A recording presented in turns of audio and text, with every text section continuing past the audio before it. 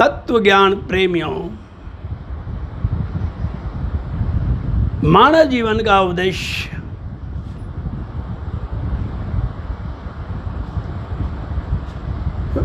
रोटी, कपड़ा और मकान बहुत ही सामान्य है, लेकिन इसका असली उद्देश्य शिव तत्व का ज्ञान प्राप्त करना है।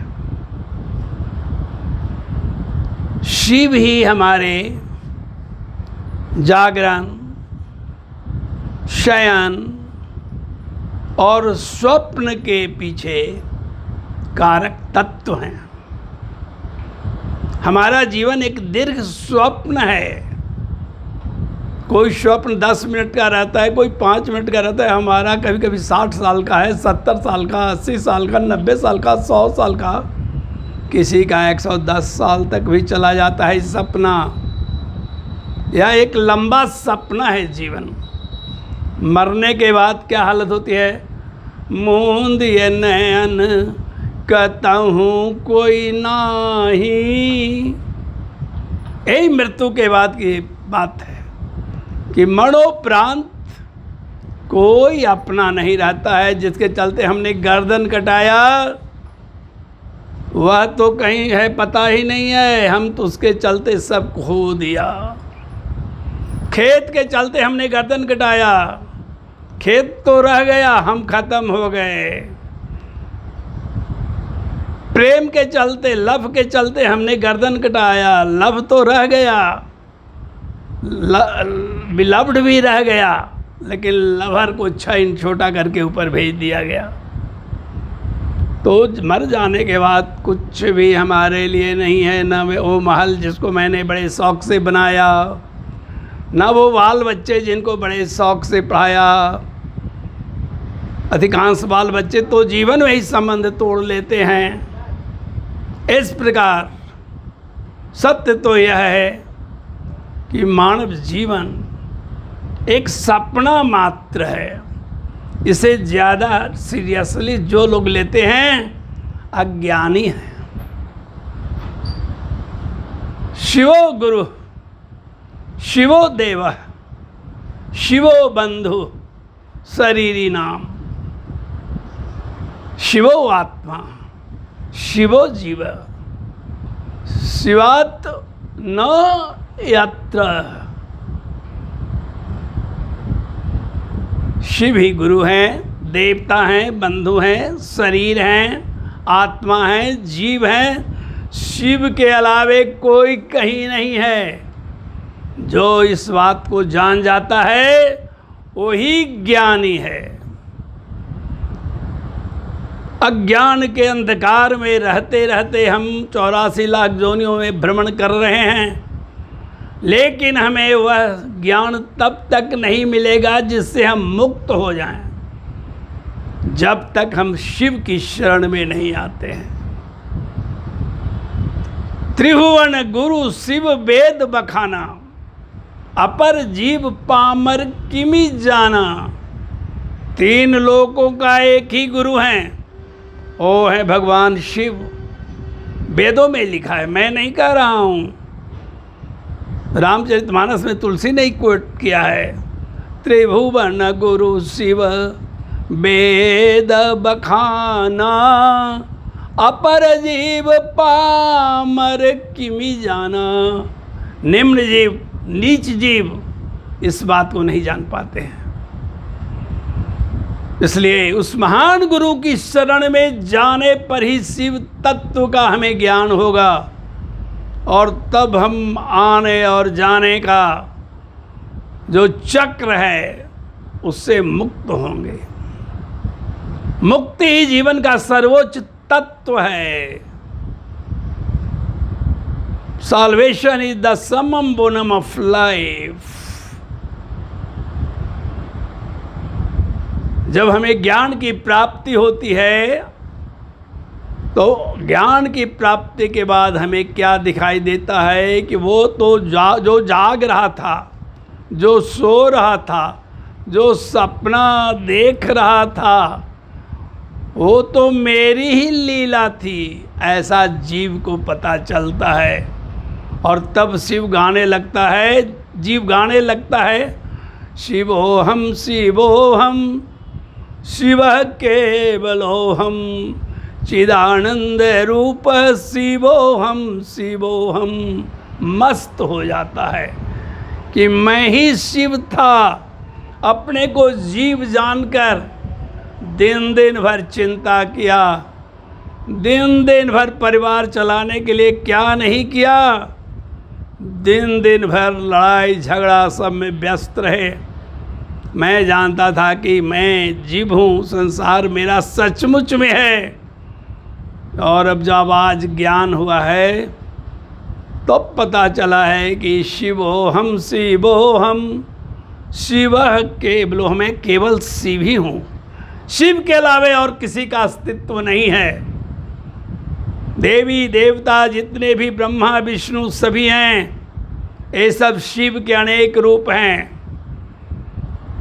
जितने भी जीव जंतु हैं सब शिव के अनेक रूप हैं। जितने पेड़ पौधे हैं सब शिव के अनूप रूप हैं। शिव के सिवाय इस ब्रह्मांड में किसी का कोई अस्तित्व नहीं है।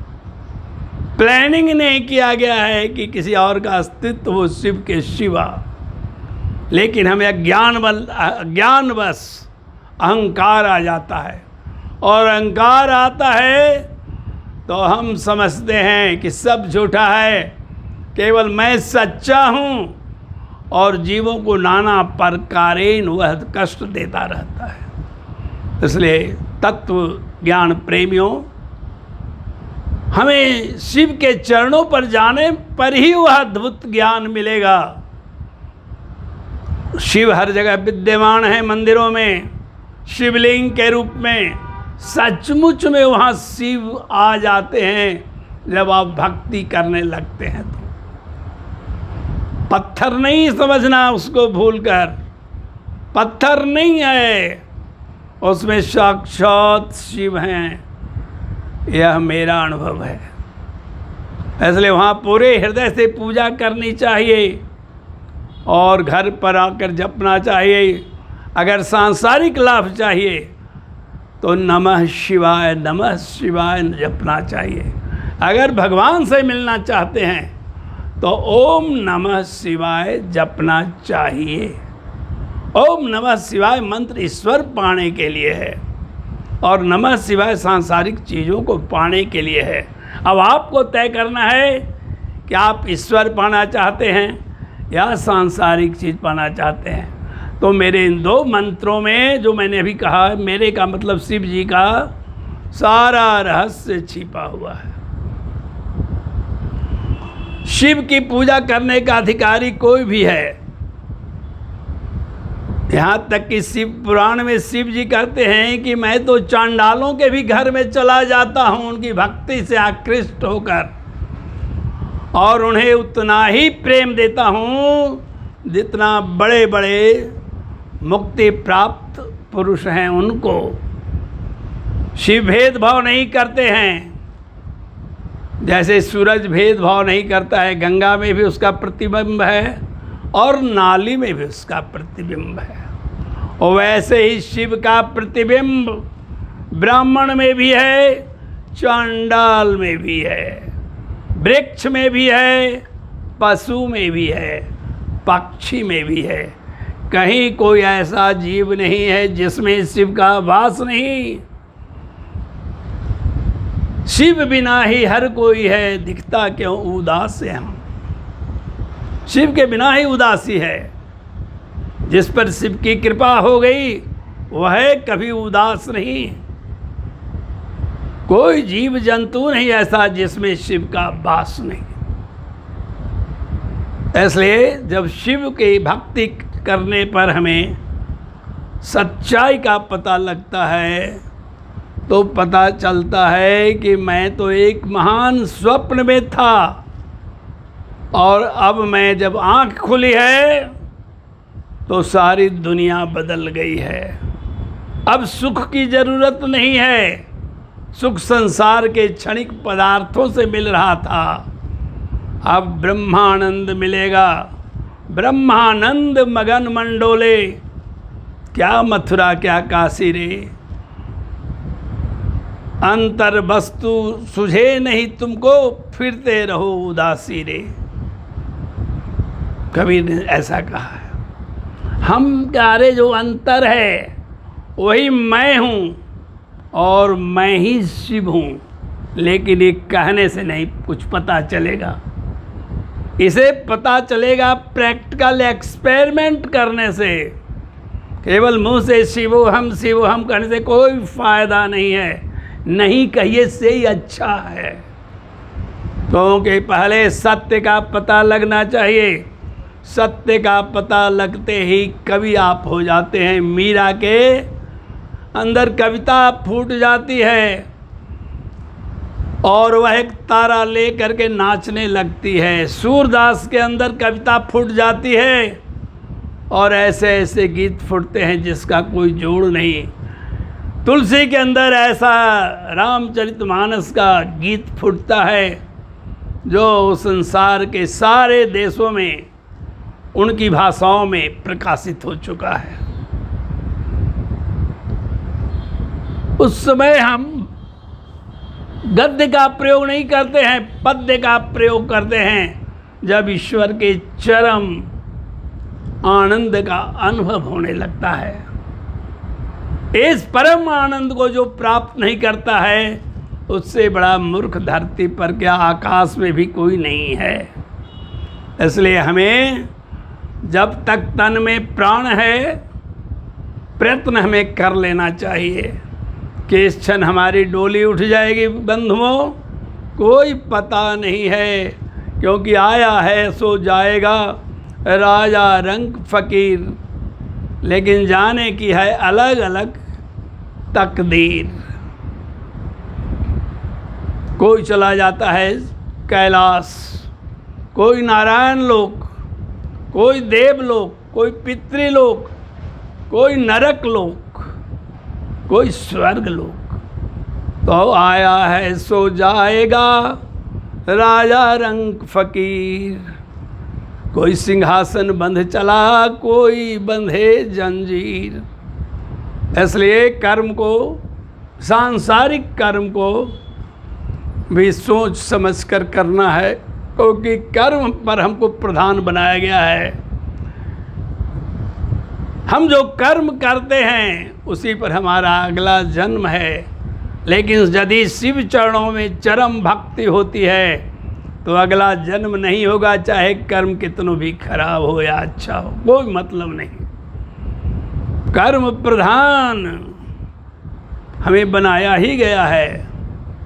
कर्म करने की हमें स्वतंत्रता दे दी गई है कि बेटा कर्म करो, हम तुम्हें कर्म का केवल फल देंगे, तुम्हारे कर्मों के अनुसार ही यह जन्म देंगे, वह जन्म देंगे, सुखी रखेंगे, गरीब रखेंगे, कोढ़ी रखेंगे, काया स्वस्थ रखेंगे, सब हमारा काम है। तुम्हारा काम है कर्म प्रधान विश्व करि राखा, जो जस करहि सो तस फल चाखा। इसलिए हमें यदि पुनर्जन्म लेना है तो कर्मों को फिर ध्यान देना होगा। यदि हमें इस आवागमन के चक्र से मुक्त होकर के ब्रह्मानंद का रस पीना है, ब्रह्मानंद का रस पी करके पागल हो जाता है जीव, तो उसके लिए शिव भक्ति अनिवार्य है। शिव सम प्रिय मोहि लागे न आना, बचन कहूँ मैं अंतर जाना। जब ते शिव हृदय में आए, आनंद आनंद आनंद छाए। मित्रों, पार्वती जी ने अपने पति को प्राप्त करने के लिए जितना किया शायद इतिहास में आज तक किसी ने नहीं किया है। पत्ता खाकर, फिर पत्ता छोड़कर अपर्णा हो गई, फिर धुआं पीकर, और 1 साल 2 साल की बात नहीं है, हजारों हजार साल तक ऐसा प्रयत्न किया, तब जाकर शिव की प्राप्ति हुई। लेकिन कलयुग में हमें सुविधा है कि हम शिव को प्राप्त इसी एक ही जन्म में भी कर सकते हैं। कलयुग बहुत सुंदर युग है, कलयुग सम युग आन नहीं, जो नर कर विश्वास। अद्भुत युग में हम पैदा हुए हैं। हमें लाखों वर्ष नहीं करना है तपस्या, हजारों वर्ष नहीं करना है। हम तो साल 2 साल 3 साल में गहरी भक्ति करके भव सागर पार हो जाएंगे, क्योंकि कलयुग में भगवान छप्पर पर रहते हैं, उनको आने में ज़्यादा टाइम नहीं रहता है, ये सच्चाई है। और छप्पर पर क्या हो तो हर जगह रहते हैं, सर्वत्र रहते हैं। इसलिए मित्रों, शिव भक्ति हमें करनी चाहिए। शिव भक्ति का फल है भाई, सहज सहज भव सागर पार कर जाई।